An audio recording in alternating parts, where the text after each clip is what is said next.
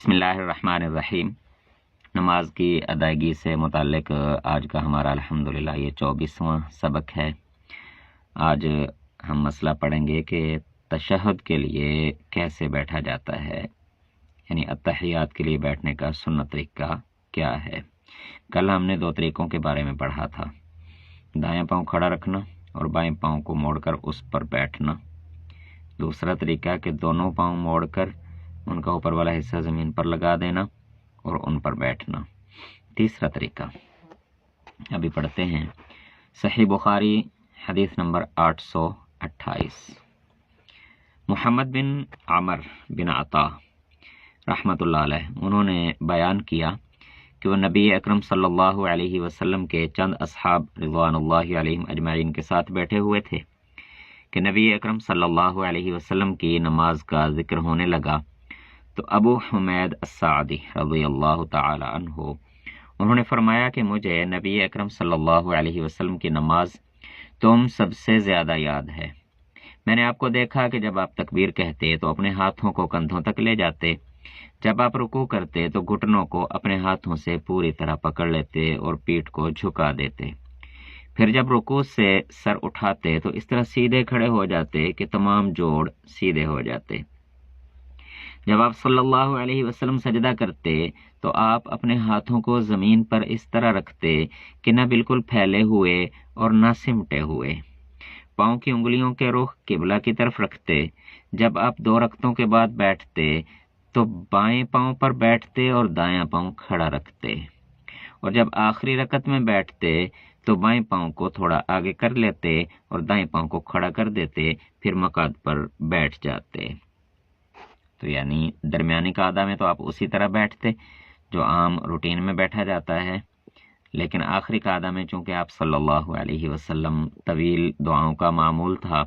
اور آخری عمر میں پھر زیادہ دیر پاؤں پر بیٹھنا بھی مشکل تھا، تو اس لیے آپ پھر یہ طریقہ اختیار کرتے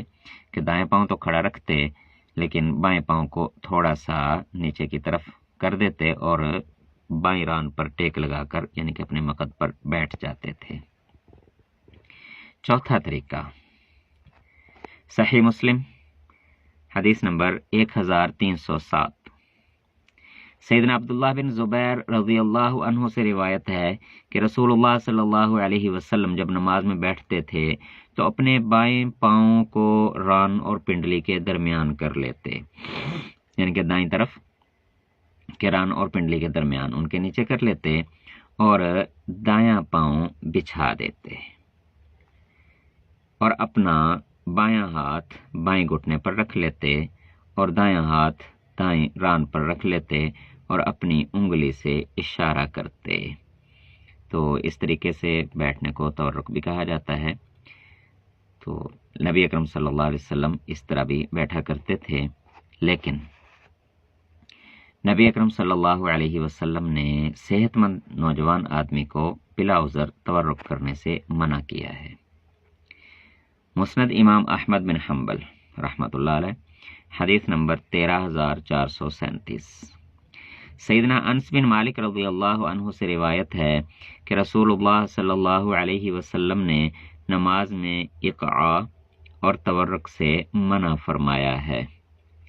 تو یہ حدیث مبارکہ بھی بالکل صحیح سند کے ساتھ ہے، بلکہ امام بخاری رحمۃ اللہ علیہ سے بھی زیادہ اونچی سند ہے کہ امام احمد بن حنبل کی سند ہے، اور دونوں روایات صحیح ہیں۔ تو اس لیے یہاں سیدنا انس بن مالک رضی اللہ تعالیٰ عنہ فرمانا کہ آپ نے منع فرمایا، اور پچھلی حدیث مبارکہ میں ہم نے پڑھا کہ آپ بعض اوقات اس طرح بھی بیٹھا کرتے تھے۔ تو یعنی اگر آدمی صحت مند تندرست ہے بلا عذر وہ تورک نہ کرے۔ ہاں اگر مجبوری ہے، بڑھاپا، ضعف، کمزوری، تھکاوٹ کی وجہ سے بائیں پاؤں پر نہیں بیٹھ سکتا بالکل جوانوں کی طرح، تو پھر اس کی بھی گنجائش موجود ہے کہ نبی اکرم صلی اللہ علیہ وسلم بھی ایسے بیٹھا کرتے تھے۔ اللہ تعالیٰ ایمان و عمل کے ساتھ نبی اکرم صلی اللہ علیہ وسلم کی کامل اتباع کی توفیق عطا فرمائے۔ والسلام، دعاؤں کی درخواست۔